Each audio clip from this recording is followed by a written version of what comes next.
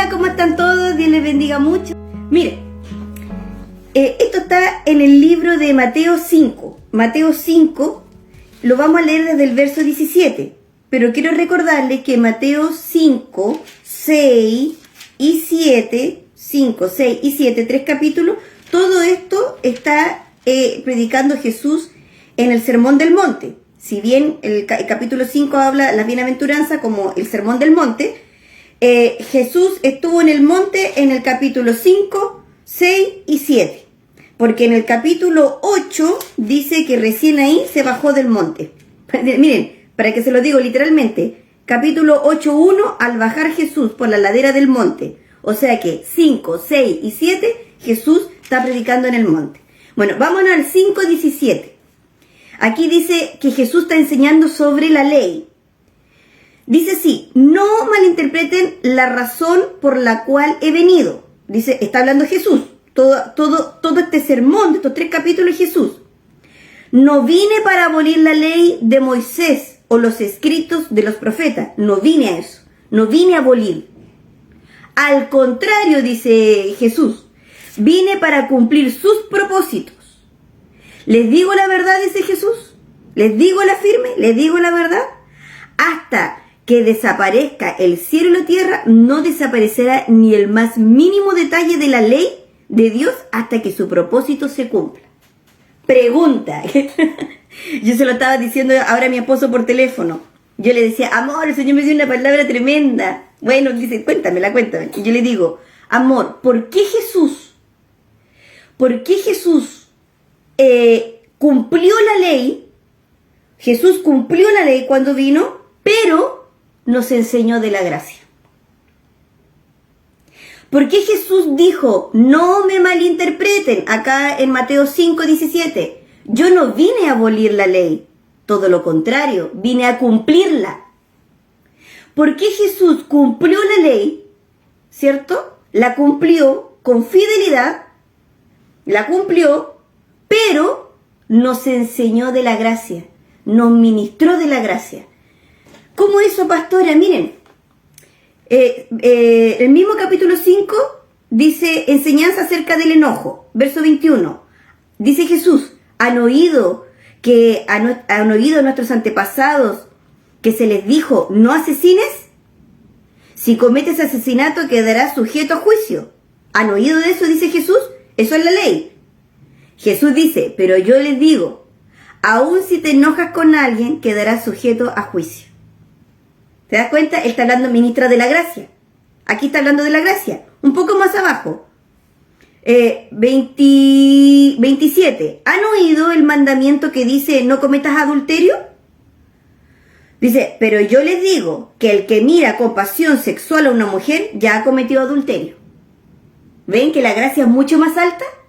Dice, porque Jesús le dice, ustedes han oído de que si usted duerme con otra persona que no sea su cónyuge, comete adulterio. Pero yo les digo que si usted ya lo pensó, ya cometió adulterio. La gracia es mucho más alta que la ley. La gracia es mucho más alta. Jesús está enseñando aquí, verso 31 del mismo capítulo 5, acerca del divorcio. Enseñanza acerca de los juramentos, verso 33. También han oído que a nuestros antepasados se les dijo, no rompas tus juramentos, debes cumplir los juramentos que les hace al Señor. Eso es la ley. Pero, dice Jesús, yo les digo, no hagas juramento, no digas por el cielo, porque el cielo es el trono de Dios, la gracia es más alta.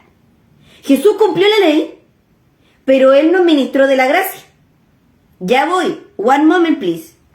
Verso 38, Jesús sigue enseñando de la gracia. De hecho, el Sermón del Monte, capítulo 5, 6 y 7 es la gracia. Jesús todo el tiempo enseña de la gracia y por eso el apóstol Pablo habla de la gracia. Y a veces no se entiende porque se confunde porque dice Jesús, oigan, no se confundan, dice Jesús, no me malentiendan, yo no vine a abolir la ley, yo todo lo contrario, vine a cumplirla, pero Él nos ministra de la gracia, entonces hay personas que se confunden. De hecho, al apóstol Pablo le pasó, cuando le dicen, entonces eso quiere decir que si nosotros pecamos más, ¿abunda más la gracia? No, le dice el apóstol Pablo, porque el apóstol Pablo estaba enseñando de la gracia, pero tenían dudas y le decían, ¿cómo es eso? Que donde abunda el pecado abunda la gracia, ¿eso significa que tenemos que pecar más? No. Ya voy. One moment, please. Verso 38, Jesús sigue enseñando de la gracia. ¿Han oído la ley que dice que el castigo debe ser acorde a la gravedad del daño? ¿Lo han oído? Todos dicen sí. Sí, ¿se acuerdan? Dice Jesús que era ojo por ojo y diente por diente. Sí. Pero, dice Jesús, yo digo, no resistas a la persona mala. Si alguien te da una bofetada en la mejilla derecha, ofrécele también la otra mejilla. ¡Pah! La gracia. Acá está la ley, aquí está la gracia. ¿Han oído de esto, chicos? Sí, dicen todos, sí lo hemos oído. Bueno, pero yo les digo, si a alguien le dan una mejilla, ofrécele la otra. La gracia. Jesús cumplió la ley, pero Él nos ministra de la gracia, que es mucho más alto. Ya voy. Enseñanza acerca de amar a los enemigos. Dice Jesús, ¿han oído ¿han oído la ley que dice, ama a tu prójimo y odia a tu enemigo? Pero yo digo, ama a tu enemigo, ora por los que te persiguen. De esa manera estarás actuando como verdadero hijo de tu Padre que está en los cielos. ¿Han oído de esto, chicos, que dice, ama a tu prójimo y odia a tu enemigo? La ley. ¿Han oído de esto? Sí, dice el otro, sí lo hemos oído. Bueno, yo te digo, ama a tu enemigo, bendice a los que te persiguen, porque eso es lo que le agrada al Padre. Jesús cumplió la ley, pero nos ministró de la gracia. Yo lo encuentro poderoso. Ahora, ¿por qué? El Señor me lo explicó en la mañana. Bueno, de la manera que yo lo puedo entender. Yo se lo voy a transmitir porque el Señor en la mañana me dio un pan y yo quiero compartir ese pan con ustedes. Jesús me dijo esto. Y yo, gracias Jesús, porque viene de ti. Me dice, la ley es básico. La ley son las tablas de multiplicación. ¿Cuáles son las tablas de multiplicación? 2 por 2 son 4, 4 por 2 son 8, 8 por 2 16, ¿cierto? Las tablas de multiplicación. Pero la gracia es todas las matemáticas, todas las que te puedas imaginar. Entonces, cuando alguien multiplica, obvio que se sabe las tablas de multiplicación. Si alguien divide, obvio que se sabe las tablas de multiplicación. Si alguien deriva, hace funciones, la ecuación de la recta, si hace derivadas, integrales, obvio que se sabe las tablas de multiplicación. Así es la gracia. La gracia está muy alto. Si tú haces la gracia, es obvio que ya se aplicó la ley. Pero lo haces por gracia, no por condenación, sino por regalo. ¡Qué tremendo! ¡Gloria a Dios! Miren lo que dice Romanos 11:29. Porque irrevocables son los dones. Irrevocables son los dones y el llamamiento de Dios. Es irrevocable. Es irrevocable lo que recibimos de regalo, lo que recibimos de gracia, lo que ya hemos recibido la salvación. La salvación es un don, es un regalo. ¿Quién me va a quitar el regalo que me dio el Señor? Es un regalo, es irrevocable. El regalo de la salvación, tú lo recibiste, ¿cierto? El llamado de Dios, lo recibiste, es irrevocable. Es irrevocable. Es irrevocable. Lo dice su palabra.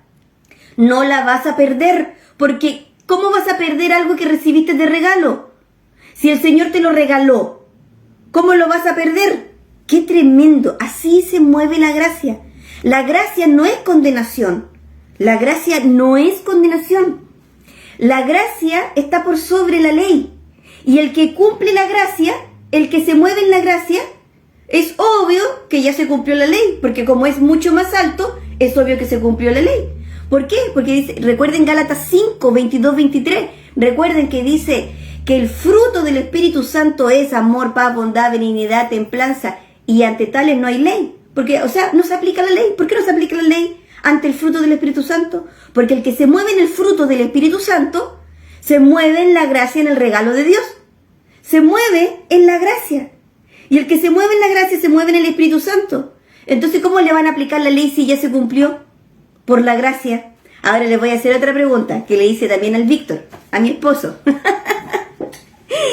Ay, gloria a Dios, amo al Señor Jesús, Él es el que revela el pan. Oh, Señor Jesús, grande es tu nombre. Miren, le hice esta siguiente pregunta a mi esposo. Víctor, le dije, ¿Jesús diezmó o no diezmó? Esta es la pregunta polémica, ¿eh? Esta es polémica, sobre todo en este tiempo. ¿Por qué? Porque hay como una competencia entre la ley y la gracia. Y pelean y se oponen. Ya. ¿Diezmó o no diezmó?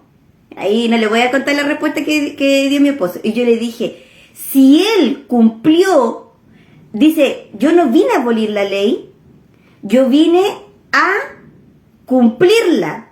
Todo lo contrario, vine a cumplirla, no la vine a abolir. Por lo tanto, diezmó. ¿Y cómo lo sabemos? Por la palabra. ¿Cómo lo sabemos?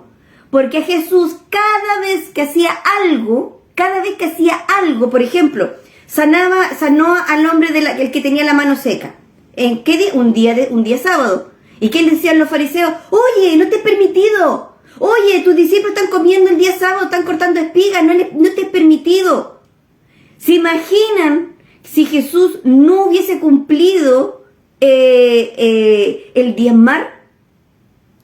¿Se imaginan? Lo primero que hubiesen hecho sería acusarlo. Lo primero. Porque los fariseos le reconocían su sacerdocio. Porque los fariseos le decían maestro. Yo tengo una amiga judía que ella me contó que los rabinos, para ser rabinos, necesariamente tienen que estar casados. ¿Ya? Entonces, pero los rabinos, los fariseos en ese tiempo le decían maestro, no siendo un hombre casado físicamente. ¿Cierto? Sabemos que nosotros somos la esposa de Jesús, pero en ese momento físicamente no estaba.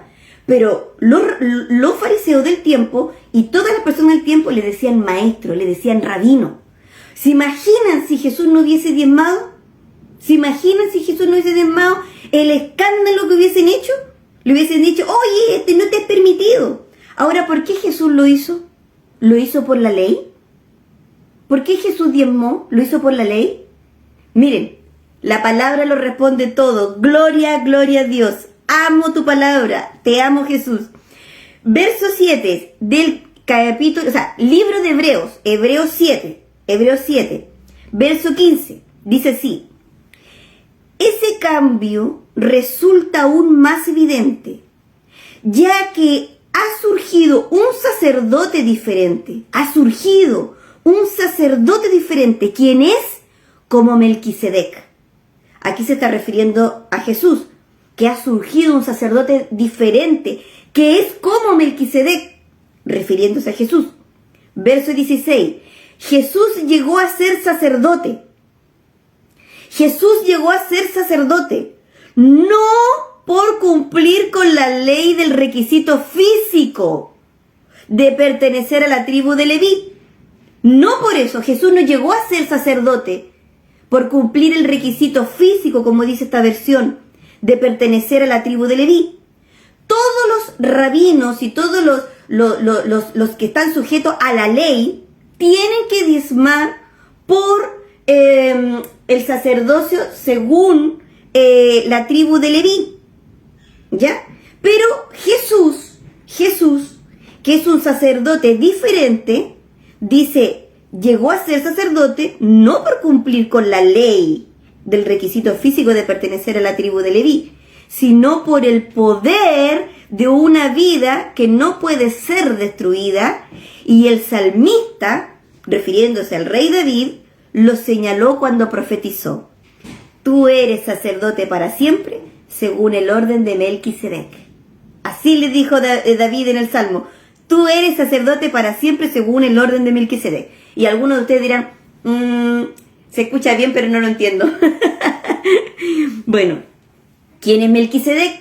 Melquisedec es este. Hebreos 7, verso 1, también está en Génesis. Pero acá en Hebreos dice, este Melquisedec que ustedes dicen, no sé quién es, ¿cierto? Este Melquisedec fue rey de la ciudad de Salem y también sacerdote del Dios Altísimo.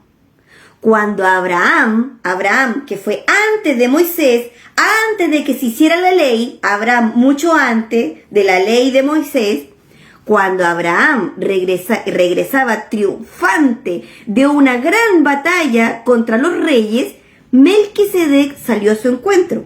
¿Quién es Melquisedec? Un sacerdote de Dios Altísimo, de la ciudad de Salem. Salem es paz o justicia, de donde viene la palabra Jerusalén. Dice, Melquisedec, este sacerdote del Dios Altísimo, salió a su encuentro y lo bendijo. Después Abraham tomó la 10ª parte de todo lo que había capturado en la batalla y se la dio a Melquisedec, al sacerdote. El nombre Melquisedec significa rey de justicia y rey de Salem, que significa rey de paz. Gloria a Dios.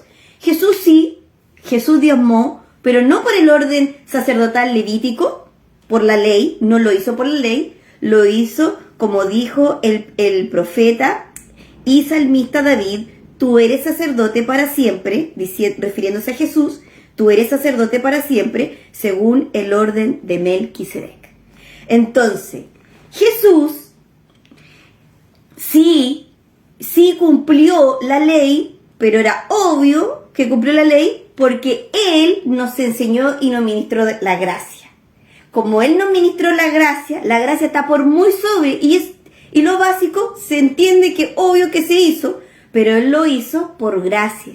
Lo hizo por gracia. Y lo que el Señor nos da por gracia, lo que el Señor nos da de regalo, es irrevocable. Así que, amado, usted recibió a Jesús en su corazón, esté tranquilo. ¿Recibiste la salvación? Es un regalo de Dios. Nadie, ni lo que tú hagas, ni nadie te va a poder quitar lo que Dios te regaló. Tú tienes a Jesús en tu corazón, nadie te lo podrá sacar, nadie, porque es irrevocable. Lo que el Señor nos da por gracia es irrevocable. Recuerde Romanos 11:29, porque irrevocables son los dones, los regalos, la gracia y el llamamiento de Dios. Es inquebrantable. Así que descanse, quédese tranquilo, disfrute el regalo y la gracia del Señor. ¡Aleluya! ¡Gloria a Dios! Si esta palabra te bendijo, por favor compártela. Y si Dios lo permite, si Él así lo quiere, nos vemos mañana. God bless you. Shalom. Hasta Alaska.